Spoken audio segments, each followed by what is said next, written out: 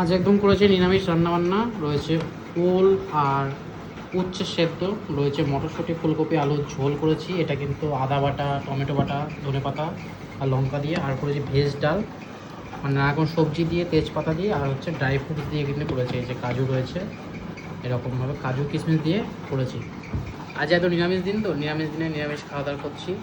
সেই জন্য ওল আর উচ্ছে সেদ্ধ করেছি। অনেকদিন পরে ওল উচ্ছে সেদ্ধ একসাথে করেছি। ওলটা সেরকম পাওয়া যাচ্ছে না বাজারে, এখন পাওয়া যাচ্ছে বাজারে, একটু দাম বেশি, কিন্তু ওল খাওয়াটা খুব ভালো উচ্ছে দিয়ে।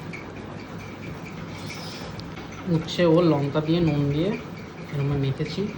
একটু খেয়ে দেখি, এটা তেতে তো লাগবে।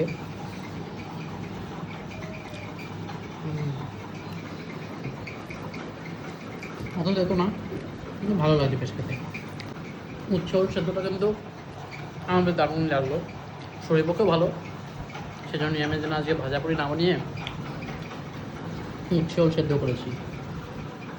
এই হলো ভেজ ডাল, সুন্দর ভেজিটেবল দিয়ে তেজপাতা ফোড়ন দিয়ে করেছি। এটা মুগের ডাল, সোনা মুগ দিয়ে করেছি। তেজপাতা লঙ্কাটা একটু সরিয়ে রাখি। এটা তেজপাতা ফোড়ন দিয়েছিলাম আর জিরা ফোড়ন দিয়েছিলাম, এই দিয়ে বানিয়েছি। অল্প তেলের মধ্যে আর একটু এলাচ দিয়েছিলাম, তিনটেই এলাচ দিয়েছি। দেখি কেমন আছে। মানে ভেজ ডাল তো এমনি বিয়ে বাড়ি এসব জায়গায় যেগুলো বানায় সেগুলো খেতে তো দারুণ লাগে। জানি না আমি কিরকম।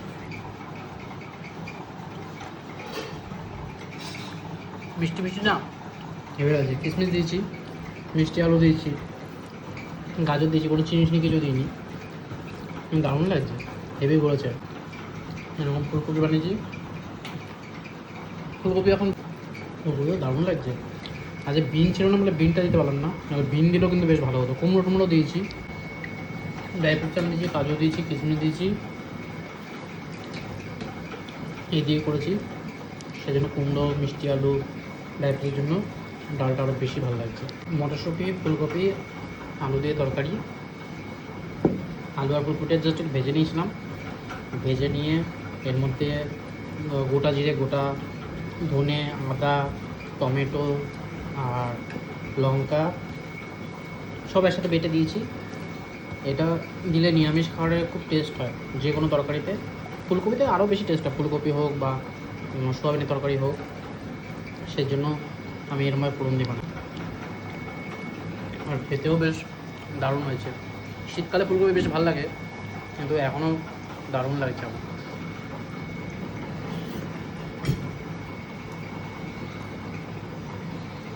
একটা মিডিয়াম সাইজের ফুলকপি, মানে একবেলা খাওয়া যাবে, 30 টাকা নিয়ে।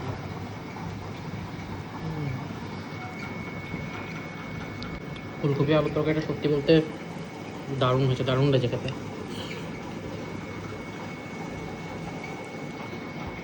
বেশি ঝোল করিনি,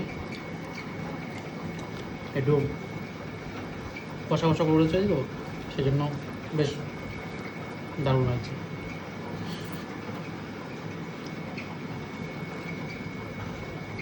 যাই হোক, আজ মাছ মাংস ছাড়া ভিডিওটা কেমন লাগলো অবশ্যই কিন্তু কমেন্টে জানিও। আর ফুলকপি কার কার বেশি ভালো লাগে সেও কমেন্ট করে জানিও, কারণ আমার তো ফুলকপি বেশ দারুণ লাগে। শীতকালে আমি প্রচুর খাই ফুলকপি তরকারি, শীতকালে অনেক খাই।